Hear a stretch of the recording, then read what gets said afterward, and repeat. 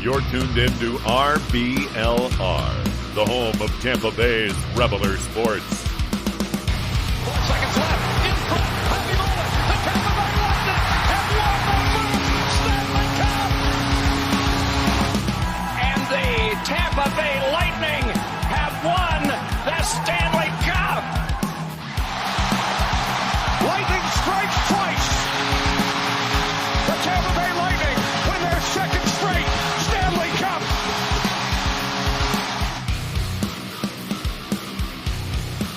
Yes, who's back? Back again. It's Andre Vasilevskiy. That's who is back. Hello, everybody, and welcome in to RBLR Lightning. As always, my name is Jake Ricker. Alongside me, it's Jose Mataro and Matt Gannon. Guys, welcome back to the show. We got a fun one for us today. We got lots of Lightning wins to talk about, and Andre Vasilevskiy making his big return. But first and foremost, how are you guys doing today? I'd say any week we get to talk about the Lightning beating up Boston is a good week. So I'm doing great. Hope you guys had a good Thanksgiving. Got to visit some family myself. How was it for you guys? It was terrific. You know, I got to see some family. I didn't have to do any of the traveling or anything like that. We had some good hockey. I know, good hockey, good football. I'll let the other people travel to me. You know, I'm the important one. But you know, good hockey, good football, good family. I got minimal complaints this week. I'm right there with you, Matt. It was a great week indeed. Got some good food, and now we've got a really fun show. So don't forget to hit that like and subscribe button so you don't miss out. We'll be recapping the games, taking a look at our 3 stars of the week, and taking a look at what's ahead for the Tampa Bay Lightning. So you don't want to miss out on these episodes. Let's get right into it, guys. I say let's jump into the game. The game we thought, this is a big game. This is a test for the Lightning. It could be a tough one. Boston is playing at such a high level, and holy cow, did the Lightning come out and play their best hockey of the season. It was a back and forth, really fun game. Tanner Jeannot got the Lightning on the board early. The Bruins come back. The Lightning take the lead. It's just back and forth action all over the place. Boston eventually starts to run away with it late in the third period, and you're thinking, oh no, here we go again. Can't play that full 60 minutes, but the Lightning come back and they tie the game on a Steven Stamkos goal with 4.8 seconds left, and the Lightning win it in overtime. So not only do you beat the Boston Bruins, but you also take down your overtime demons that have been haunting the Lightning all season long, get a massive 2 points. What a game. Joe, I'll start with you. What were your thoughts watching this one?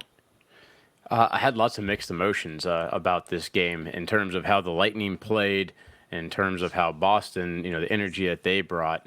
Like I said, it's always great to get a win against Boston. Let's not take the wrong stance here with that. But the Lightning didn't play their best game. They allowed a few mistakes, especially in the third period, to burn them. But they did do a really good job of basically hanging with Boston and trying to maximize the opportunities that they got. And I kind of feel like for the Lightning and for Lightning fans, this was circled on everybody's calendar. It was a big game for all of us to watch and to look forward to. But for Boston, it was just another Monday, right? They lost one game in regulation all season. They still didn't lose this one in regulation. So they didn't really have quite as much invested into it. It did show that the Lightning can hang with Boston for sure. And I think they could make a heck of a 7-game series come playoff time. And it was a really good morale boost for the Bolts as well.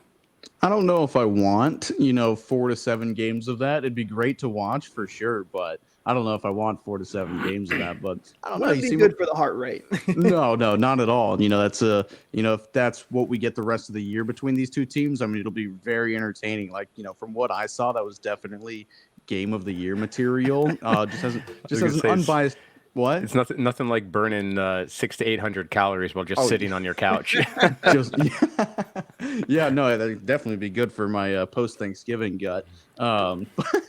No, definitely game of the year. There were some issues here and there, but again, when you've got a powerhouse team like Boston, like again, everybody's been writing them off for the last 2 years now, missing key pieces to their team. Like they still somehow managed to get it done and lead the division, if not the league. But to be able to come out, like I said last week, they usually get up for these games. They know that they're important. This is the Lightning. Maybe Boston did take us a little lightly. Maybe we are over the hill to them or whatever. But again, every single time we play them, even if it's a loss or something, these two teams always clash. It's the clash of the Titans. Like it's always an entertaining game, no matter who's in, who's out, always a good game. But no, again, how am I going to find anything to really complain about this game? Like the only real complaints that I do have is that we didn't do a post-game show so we could get the the elation, the immediate response from it. That's the only bad thing I'm really going to take away from this game, because it was just so entertaining. I don't want to spoil it. Our chat was definitely going off,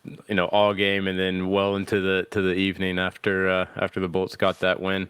The fact that they didn't get it in regulation was a little bit disappointing. Because they had the opportunity to do that and then had to, obviously come back in order to get it tied. But they did such a good job in the third in certain respects. They held Boston to only 3 shots in the third period. Just unfortunately, 3 of the 5 shots went in.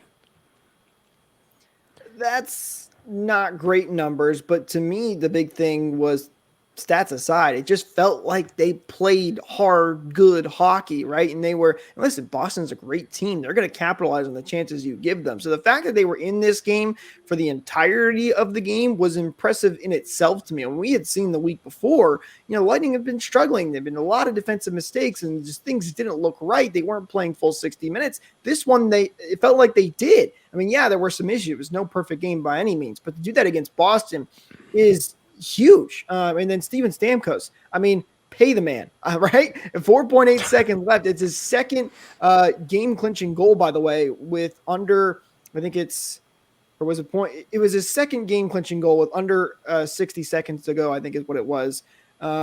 Just amazing stuff by him. It's one away to tie the NHL record, by the way, which is also really impressive. And then Death Taxes and Brandon Hagel scoring on a breakaway. It's just every time. It's I can't believe he missed the one earlier in the game. He's so good at that. And just so many guys stepped up in a big way. You guys are absolutely right. It was totally a fun game to watch. I thought I was ready to run through a wall after the Lightning beat Boston in overtime. Let's talk about that last like 60 seconds. How hard the Lightning actually worked in order to get that final goal. The Bruins started to clear the puck with about a minute left, and with the goaltender pulled, Point made a terrific play to break up their chance in the neutral zone to come in on the empty net. That was a huge play. There was another play that eludes me that then happened as well, to break up, again, Boston having a chance to get an empty net. And then obviously the big keep by Hedman right on the blue line. Like, it doesn't get much closer to that than that. And the pass by Kucherov, can anybody else in the NHL, can you rely on them to make that sort of a pass? Basically no look, backhand through. Yeah, right onto Stamkos's tape too. If that's 2 feet further ahead of him or behind him, he's not one-timing it. Yeah, and he kind of fumbled the pass too once Hedman gave it over to him after that beautiful keep in. It got caught in his skates real quick, but he managed to have the poise and the wherewithal to just somehow get that over to Steven Stamkos. It's no secret they've got a great chemistry, but yeah, who else in the world is making that pass? Simply zero.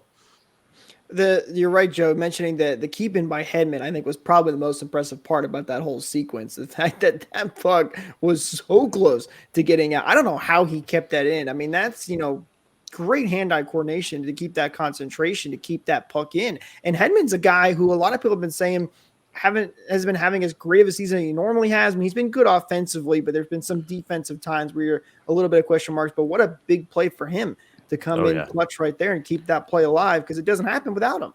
Like I said, 3 huge plays to extend the game essentially. To prevent 2 empty net goals and then Hedman keeping it in the zone to keep play going. It worked out well for the Lightning, who never gave up in this game. They rose to the occasion and showed a hell of a lot of heart, and it was definitely endearing to see. In a season where we've seen them give up at times, it seems earlier. And I don't think we're putting enough emphasis on the fact that we won a game in 3-on-3 overtime. Like, I don't know. That's still just kind of hard to believe. And, of course, the theme wouldn't carry over. But I don't know. I think we didn't put enough emphasis. Where did it start? In Boston. No, I'm saying what the overtime. How did the win in overtime start? Did we win the face-off? On the face-off. They won the face-off. Okay, yep. I don't put a whole lot of credit. Not like I don't put any credit into it, but there were a couple of face-offs and there were, actual puck battles. I'm just happy we didn't get, we weren't playing ring around the rosy, in the zone. We actually, sent guys out there who are willing to forecheck, who are actually puck hounds. Like I think Glendening got out there, Hagel got out there, Cirelli was out there with Stamkos, I think, to start the game. Great face-off, great forechecker, or to start the overtime period. So, we're noticing these little adjustments. Definitely we are, and they're paying off. Even we'll get into it in a second, but the Winnipeg overtime loss, it wasn't, all for nothing. It wasn't like the ones we saw earlier. Lose the face-off and we're just pinned in until it goes in 30 seconds later. So a lot to like here. So yeah, there were. I'll just double checking. There were 2 face-offs. Okay. And Stamkos won both of them. And then there's only 1 shot on net for all of OT. Kind of continuing the theme, that we've been talking about how key it is to win those face-offs, because you probably won't see the puck, and there's not going to be a lot of shots on net. We'll get into the next game and talk about that one separately, but that's one of the reasons why they're starting to talk about amending some overtime rules to make it less of an emphasis on just whoever wins the face-off, because they're statistically a lot higher to win the game at that point. The one way I would sum up this game, beautiful. Almost as beautiful as our team-inspired merch that we have over on shop.RBLR Sports that you can go and check out for yourself. Shop.RBLRsports.com. All the inspired merch. Lightning, Rays, Bucks, Rowdies, you name it, we got it. Head over there. Links, as always, are in the description. And the best part is, for our viewers right here and listeners, you can use code BOLTS to get 10% off your order. And the holidays come right around the corner. It's a great time to go pick up that merchandise and pick it up for yourselves or for someone else that's looking to up their collection on our awesome Tampa Bay team. So be sure to go over there and check that out. All right, next game. We mentioned it a little bit here. Lightning taking on the Winnipeg Jets, and we're feeling fantastic after that Bruins win in overtime. And the Lightning, again, competed with the Winnipeg Jets, who are a very good team. Don't get it twisted. This is a top-tier team. And Winnipeg went up early. The Lightning fought back, came back, and tied this one. But unfortunately, overtime strikes back once again. They had enough of the Lightning winning in overtime, and they are not able to pull this one off. Winnipeg wins it 3-2. The Lightning do get a point out of it, which I know is tough for people to hear, but it's the reason the Lightning are sitting in a playoff spot right now, is because they've lost so many games in overtime and are getting those extra points. So, Matt, I'll start with you this time. Huge win for the Lightning against Boston, and then a little bit of a tough one against the Jets after that huge win. How were you feeling? Well, unfortunately, I didn't get to watch the whole game. I missed all of the third and halfway through the second. But from what I did see, it was a pretty good game. Like, I don't think the Lightning, from what I could tell from the box score and what I saw with my own eyes, it was, it was an evenly played game. Like, Winnipeg is a sneaky good team this year. Like, they're actually one of the better Canadian teams this year. They've got a really good deep lineup and a whole different, leadership group there. So, not to take them lightly, but it was a pretty nice, tight checking, close game with chances here and there. As, time dwindled down, like, there were a lot of chances for Winnipeg. Like, I'd probably give them the edge from what I did see in regulation, and then overtime was its own kind of thing. But again, I'm not too disappointed, maybe especially because I can say now, at least we got a point from it because we did get that one overtime win, the game before. I can kind of not so shrug it off, but I can't be as upset about it now. But again, it was a fine game from what I saw. Of course, you want the win, but I didn't get the whole picture of it. I'd say that this is one that Johansson played really, really well, and unfortunately, he had some defensive breakdowns in front of him, essentially that allowed the Jets to get on the scoreboard. The first goal that went in was something that went, from one side of the ice to the other for basically like a one timer. Or actually, I'm sorry, it was a rebound that went from one side of the ice to the other for a one-time shot into the back of the net. Nothing you can do there. The second goal was a tip, and then the third goal was a complete breakdown with the 3-on-3 overtime. So he played really well through through the majority of the game, and it ended up. The Lightning fought back, and they played with some heart, but it. I'm sorry that Johansson didn't get a win with how well he actually played for this game.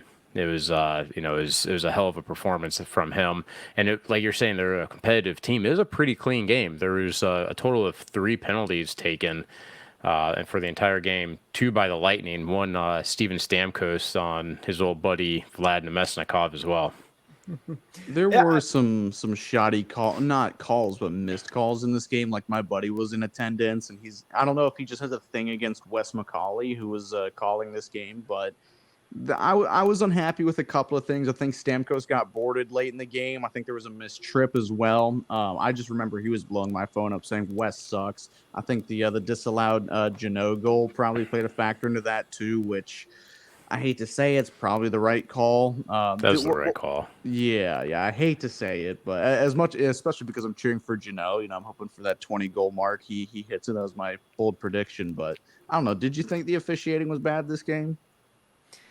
I don't like to blame officials because it's, the go-to for a lot of people. It's like, oh, the refs were terrible. And at the end of the day, you're going to have bad calls. It's going to happen. So I try not to, but there were definitely some moments where you're like, hold on, wait a minute. How do you not call the trip that was right in front? I think Stamkos got tripped right in front of a referee too. But, again, good teams can overcome bad officiating, right? You can't pin the loss on officiating. So, and overall, like we kind of talked about, the Lightning played, I thought, particularly decent. I mean, there wasn't another terrible. The theme for me throughout this week was the Lightning just looked better each and every game, right? You felt like they were competing. It wasn't just you're sitting there the whole game like, what are we doing on defense? You still had some of those moments, but for the most part, they were just playing better and better overall. You're starting to see progress. So, officiating wasn't great, but I don't think it's the reason the Lightning lost, and they still played pretty well overall. And it wasn't, I mean, the officiating also wasn't, it was like kind of a non-factor, I feel like, so maybe there was a trip or two that wasn't called, but if you look back at the Boston game, the Lightning got 6 power plays, Boston had 2, and there's multiple times when Tampa probably should have gotten called. One was Brad Marchand all alone on Johansson, where he got hooked in the hands or slashed in the hands. No call there. And I don't like the rat either, but I mean, a call is a call, whether you like it or not. You be unbiased when you look at it. The officiating, I don't think in this game was something that stood in the way of the game progressing on its own. I don't know. I'll still always take a free power play, Well, yeah, absolutely, of course. But, the shots on goal were 32-33. Well, so as I was saying, the Lightning did score on their one power play, went 1 for 1, and their power play is like absolutely on fire with continuing game after game, getting at least 1 goal. Well, let's go back to the overtime discussion because we mentioned it, with the Boston game, and then it happened again here. And this one was one of those situations where the Lightning, they can't win the opening faceoff, and the Jets just go out there and they capitalize and win this game. So one thing I noticed, though, is because we mentioned that I think the one thing they're talking about was having it to where you can't cross the red line, and then that would be a delay of game penalty. After paying more attention to it since we talked about it during these overtime games, I don't think that would work. I understand what they want to do, and I you want to make it competitive, and you don't want to make it just a face-off thing, but that's such a tight area, and guys are coming so close into there that it would be really, really tough for guys would make mistakes, and there'd be so many turnovers that led to breakaways. So I don't think that would work. I think there'd have to be a different way to do it. They're NHL players. They're very gifted with keeping spatial awareness, making sure that their plays are on side when they're skating at 20 miles an hour and, pushing a puck ahead of them and timing that properly. To say that they wouldn't be able to recognize where center ice is and not go beyond it, or if they do go are coming up to it, be able to just turn around and dump it into the offensive zone. I think they easily can handle that. I mean, when you're playing pickup hockey and you don't have a ton of guys, you basically play half court rules, half ice rules, and it's not like a big deal. You kind of get used to it, just like they all got used to a completely different style of play with 3-on-3. This was like a legit overtime. Let's see, there were a total of 1, 2, 3, 4 face-offs in this overtime that only lasted a minute and a half. So there were possession changes. There were shots on goal from both teams, multiple takeaways, and then opportunities going either way. So this was the way it should be played, but you rarely see it anymore. We've been victim of it all season long, where whoever wins the faceoff doesn't take the opportunity, doesn't try putting a shot on net. They just wait for the one error, and you kind of see that's the way this goal happened against the Lightning. Was Hedman and Point both got kind of mixed up on assignments, and neither of them ended up taking the man, which allowed for a 2-on-1 in the front of the net, and that's how Winnipeg scored, passing it across crease. But if you're playing a game where it's not as much about just raw puck possession, it's more about trying to score or strategize otherwise, you'll get those sort of back and forths. And if they do cross the line, great. Give them a penalty for it. Make it more interesting for the fans. I don't know if I like that adjustment. There's one that I've been kind of a fan of, which is it's similar, but it's like it definitely would not help the Lightning, especially the way they have been playing overtime. But just as a blanket rule for everybody is once you gain the zone in overtime, the new blue line becomes center ice. So instead of because we've been seeing the last couple of years, if you don't like what you see, everybody will skate out and they'll kind of regroup, change lines or whatever. I think it would kind of promote more offense and more, more cycling, keeping the same guys out there. If, the zone, once you gain the zone, is now the center ice red line. I think that'd be pretty fun. A lot of people have mentioned shot clocks, which I think would kind of maybe not slow it down, but I think that's just, adding way too much. But I don't know. I think the center ice, once you gain the line, that's the new possession line right there. I like that. But again, it would not help the Lightning at all.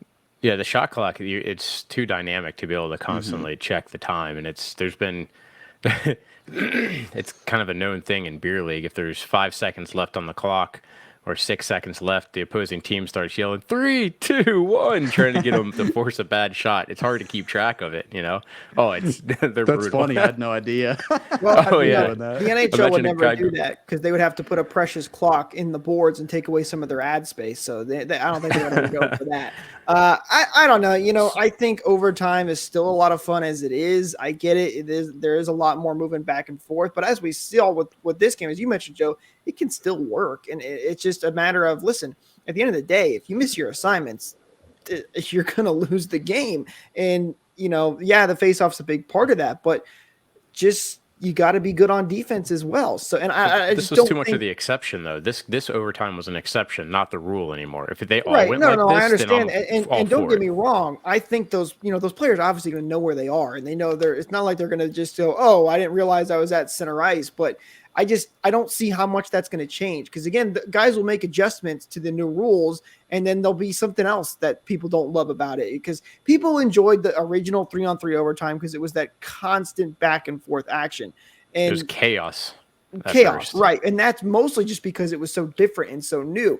You might get that initially with a rule change, but guys are going to figure out ways to make it work. And still, I think you're going to get back to that same way where guys are it comes down to the face-off early. I don't know how much of that will make a change, but the only downside I can see to the center ice thing changing for the blue line is that might be really confusing for fans.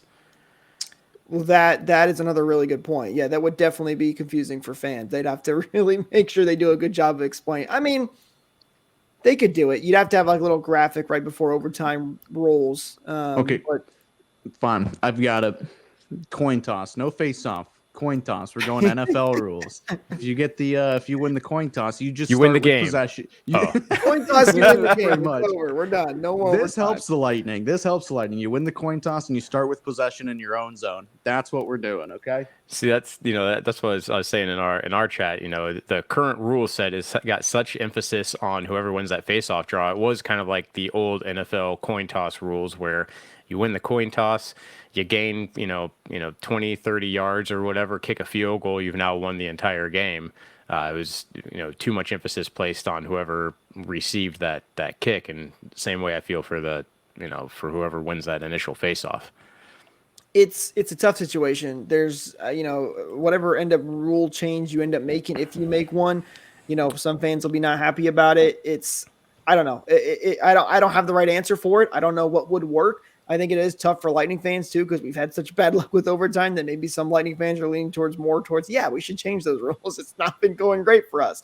But at the end of the day, the Lightning, they get a point in this game against the Jets, and it was a tough loss, but the Lightning responded in probably the biggest way that they possibly could. Andre Vasilevskiy returns to the lineup as the Lightning take on the Carolina Hurricanes, and holy cow, they win this one 8-2. And wow, I think that's the best way to describe this game. Carolina got off to the early start, but ever since that first period, it was nothing but Lightning. Joe, I'll start with you. What did you think about this absolute domination from the Lightning in this one? Well, before in the first period, I was thinking that the Lightning were playing just kind of a pitiful game against a team that can be explosive. Hurricanes aren't quite as good as we've seen in some past seasons, but they're still a very respectable team, very fast and aggressive.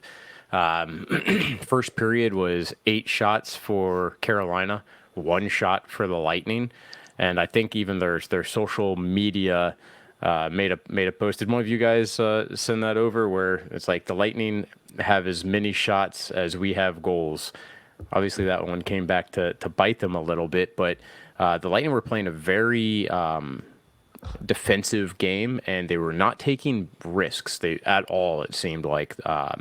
So even though it was lopsided for the start of the second there and shots, the Lightning started coming back because as soon as they found any sort of opportunity, they were really capitalizing on it, and those opportunities mostly came in the form of power plays.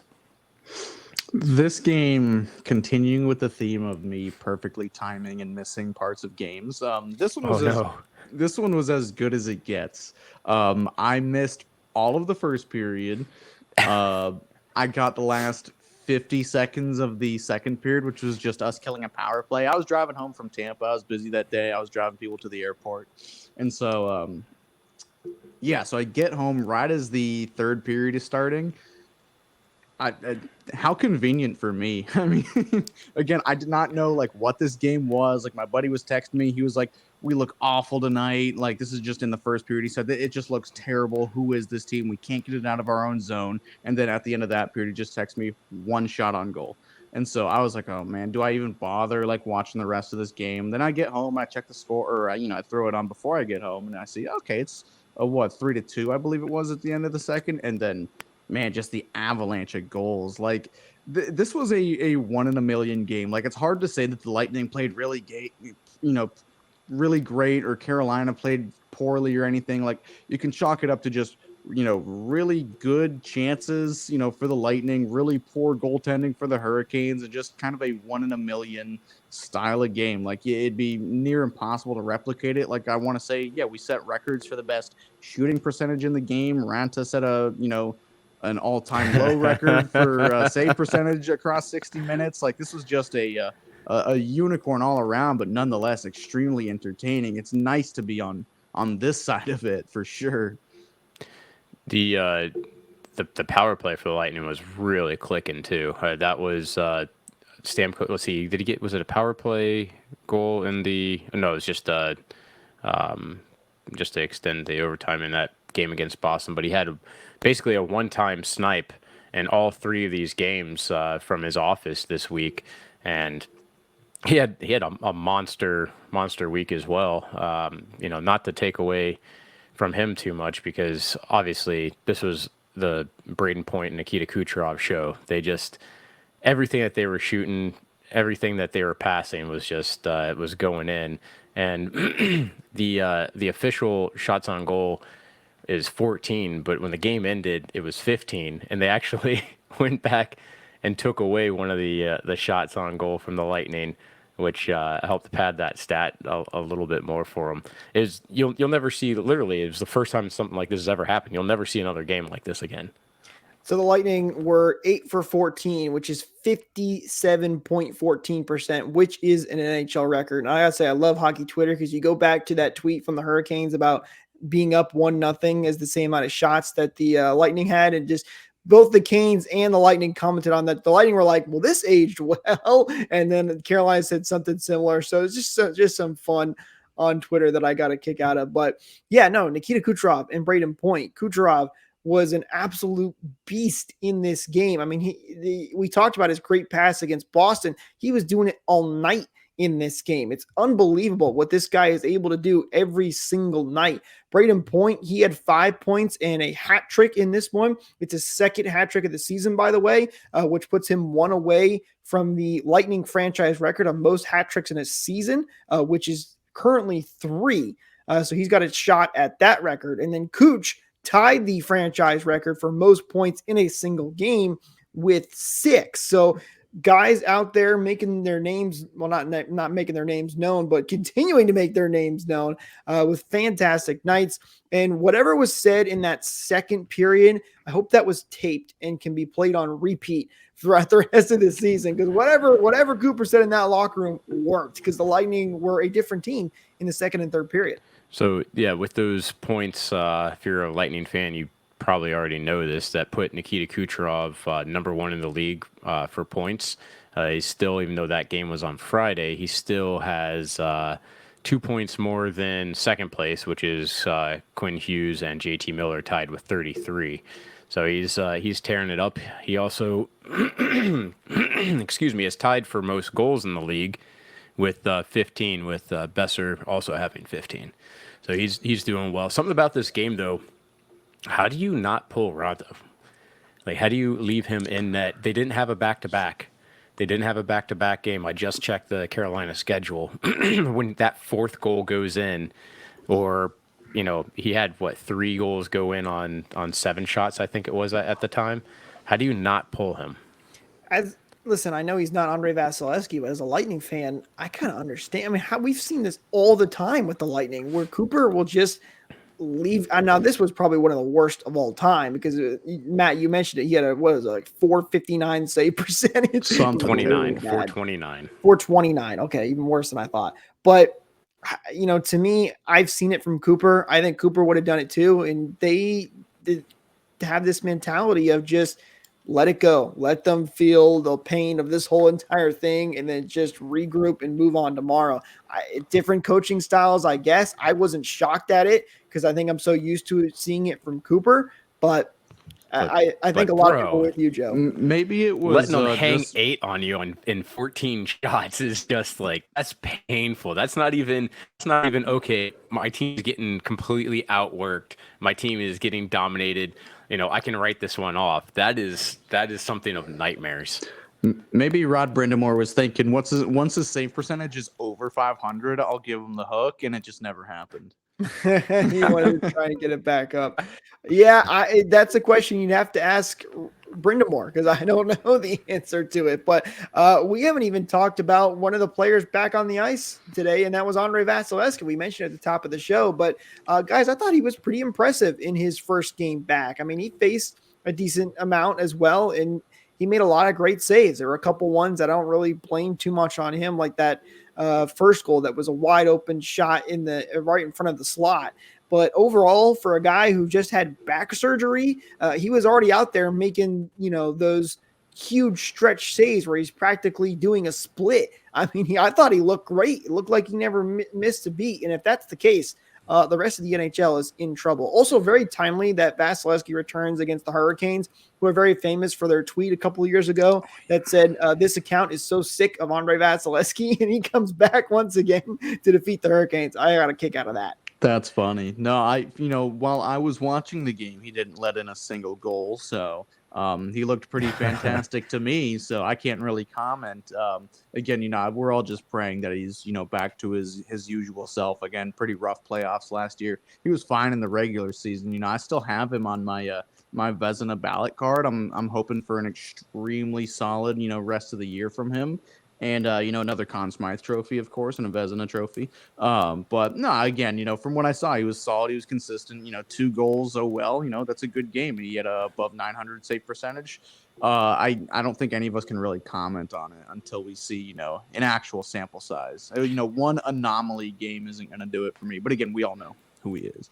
Yeah, I mean, he didn't look rusty. He made, a couple of saves where he did, in my opinion, he seemed a little bit out of place, where his recovery was a little bit, not quite as sharp as, when he's in his prime, but he didn't look like he was losing his net.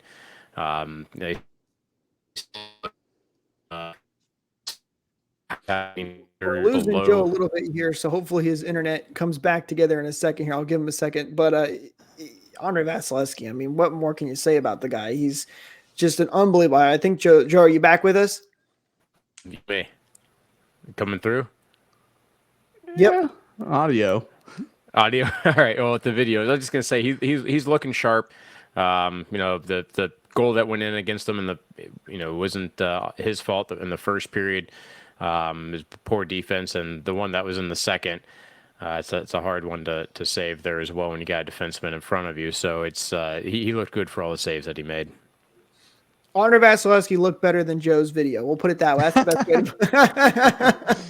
way. All right, well, let's go to our 3 stars of the week. And I mean, this was a tough one, guys. This was a tough one, honestly, because there were so many guys that I think could have been in this category of 3 stars of the week. I mean, there were so many guys that played so well.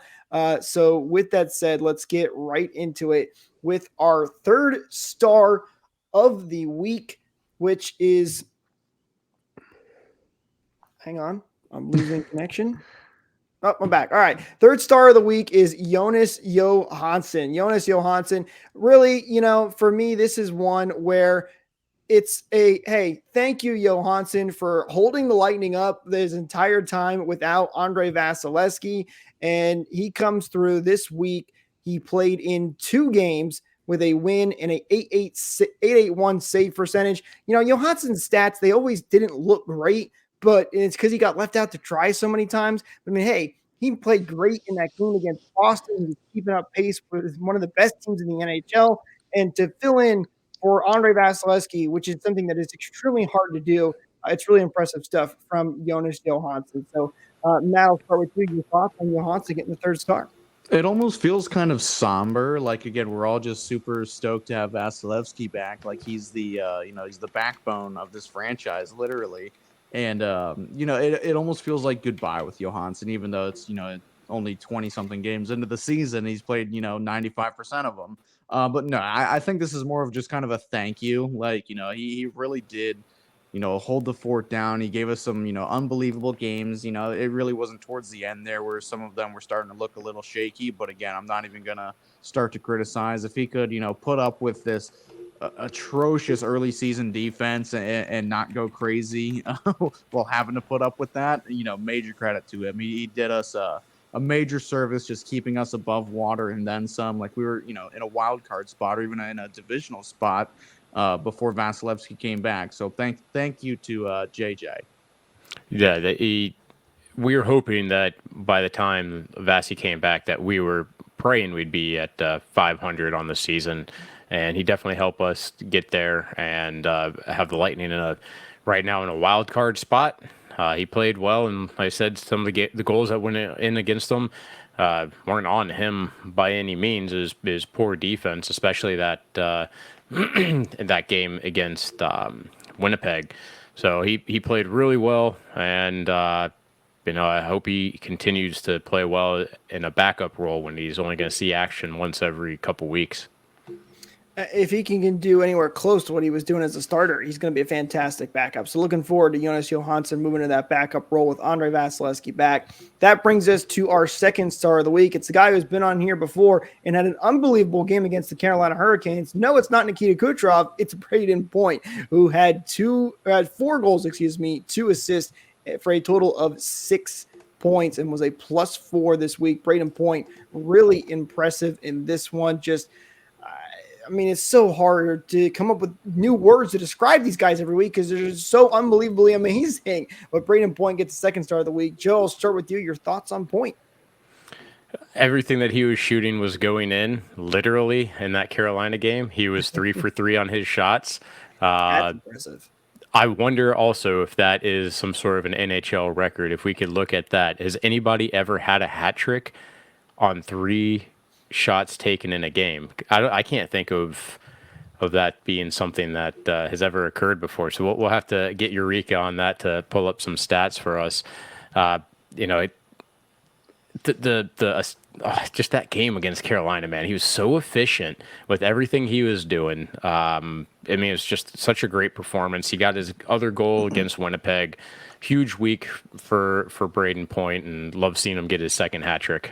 Good Braden Point performances warm my heart, just because I love the guy and also because he's on my fantasy team and my best player on my fantasy team. So when he puts up a hat trick and 2 assists in one game and gives me like 10 fantasy points, I'm a happy guy. I'm going to pump your tires. But not even just that, Joe, you mentioned it earlier, like the game saver against Boston.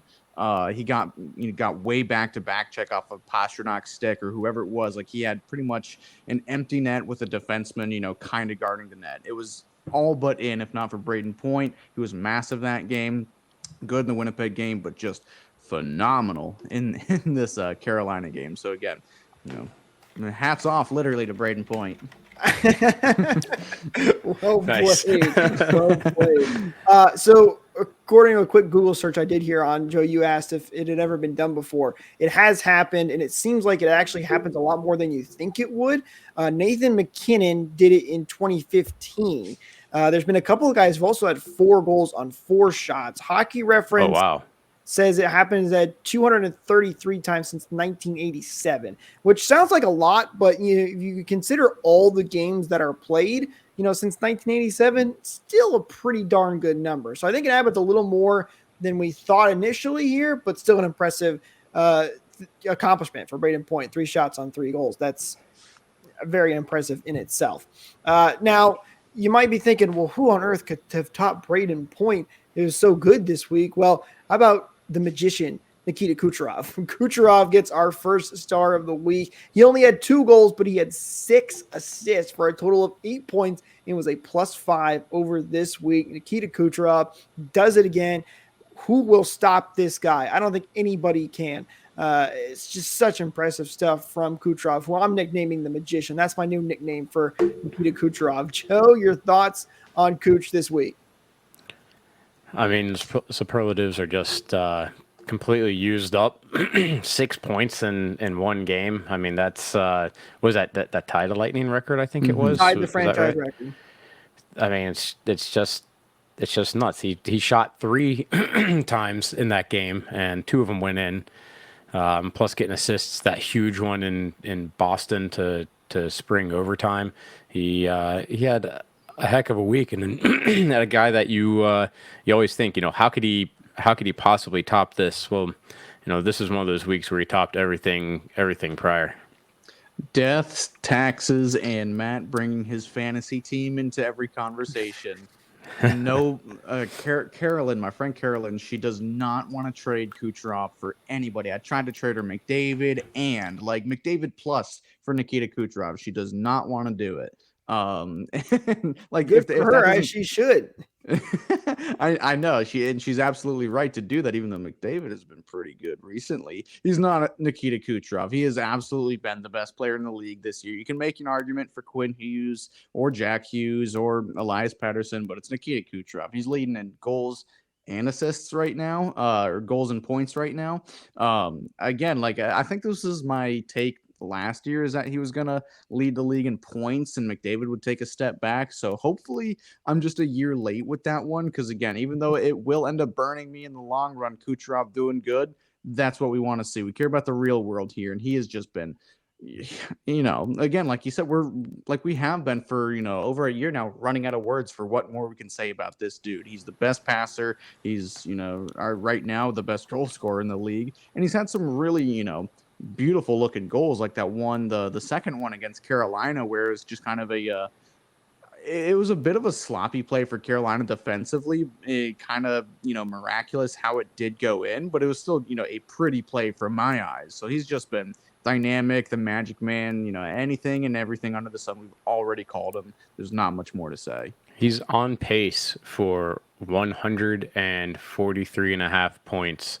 Now, I don't anticipate him being able to keep it up by getting, 6-point games down the stretch, but his best season he had 128, and it's pretty safe to say that he's, at least heading in that direction. I wouldn't put it past Kucherov to get 148 points in a single season. I mean, he is that good that he could do it. That's tough. But you know what he kind of reminds me of is, I don't know if you guys can remember the season that, Sidney Crosby, when he first came into the league, he was an assist machine. And someone kind of commented to him about his lack of goal scoring. And he spent all summer shooting pucks.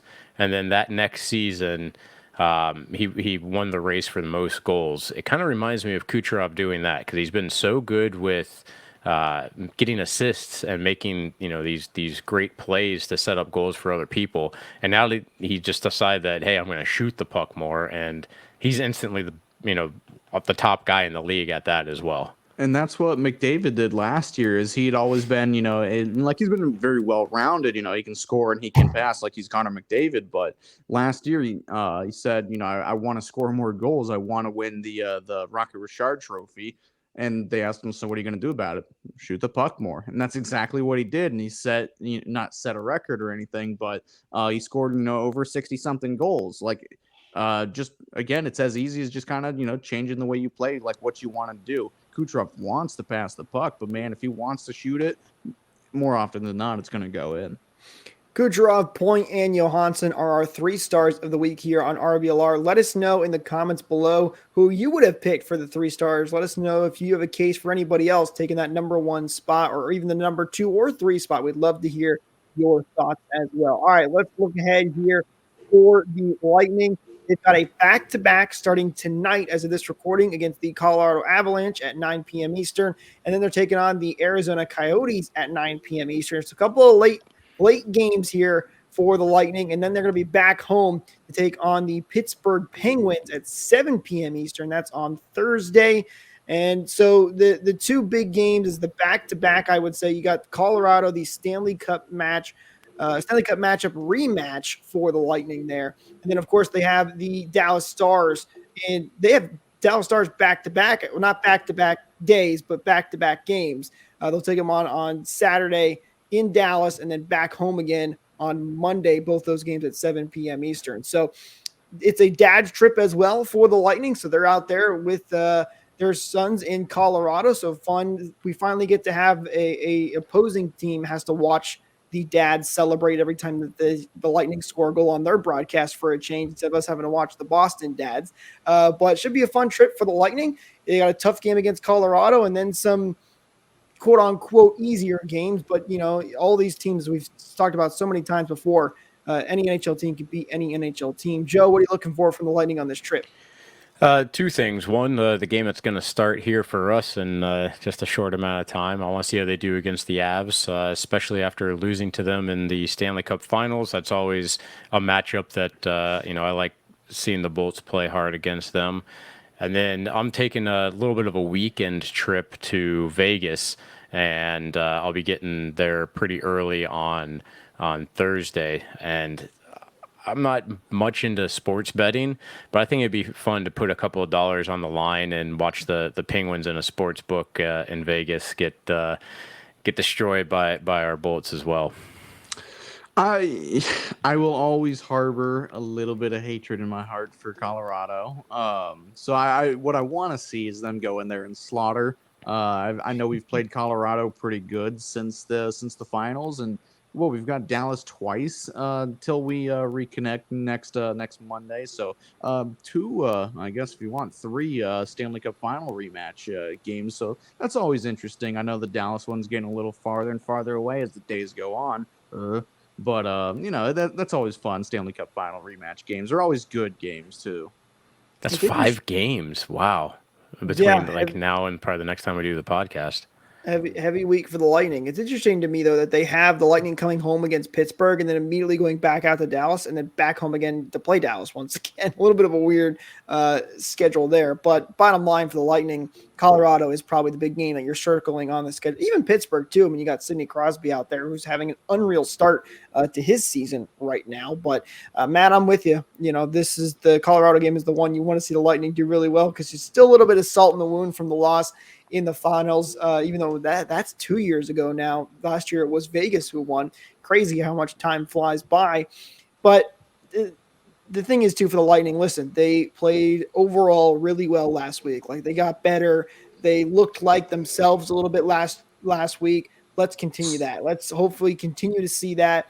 And if they can keep getting better now with Andre Vasilevskiy back, the Lightning could be right back where they were a couple of years ago and back to being in a divisional playoff spot instead of a wild card spot. And hopefully Nikita Kucherov is still leading in points and goals as well.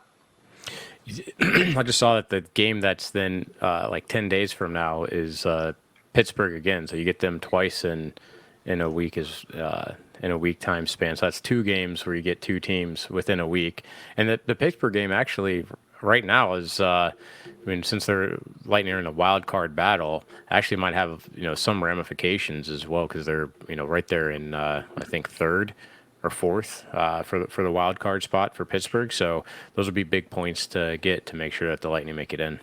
Vasilevskiy getting the start tonight, by the way, and then Jonas Johansson will get the start against the Arizona Coyotes. So even though Vasilevsky's back, won't be too long before we see Johansson again. Not too much of a surprise there, but guys, I think that's going to do it for us in this episode. We'll see you guys next week, hopefully recapping some more Lightning wins. Thank you guys so much for tuning in. Don't forget to follow us on social media at RBLR Sports, at RBLR Lightning.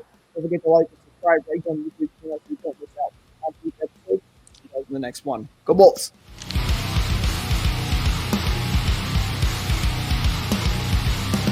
Thank you for tuning into this presentation by RBLR Sports. On your way out of the stadium, please remember to like and subscribe.